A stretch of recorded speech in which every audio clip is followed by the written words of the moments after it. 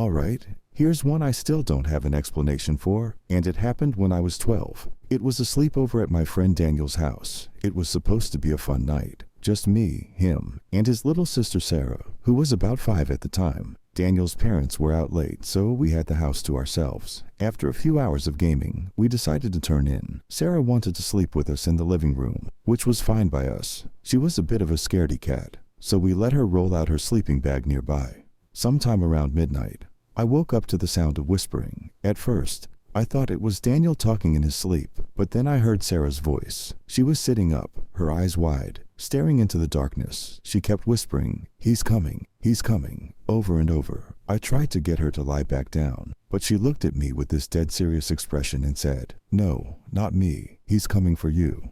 I got chills but tried to brush it off. Kids say weird things sometimes, right? So I closed my eyes and tried to go back to sleep, but maybe an hour later, I woke up again to this scratching sound.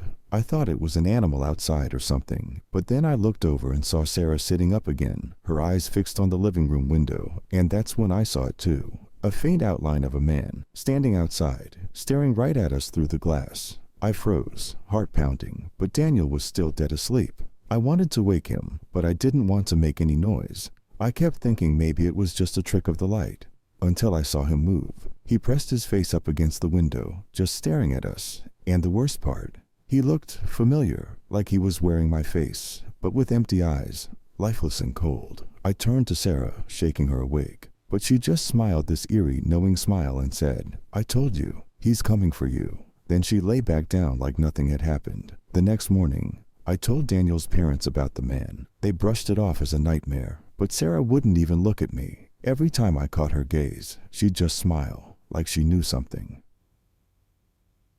Years later, I was home alone, packing up my childhood things. I came across an old, faded Polaroid from that sleepover night. Me, Daniel, and Sarah, all smiling at the camera. But in the corner of the photo, barely visible, was a figure, a face in the window, looking in. But here's the thing, I had a weird feeling, so I took the photo to a professional, hoping maybe they could clear it up.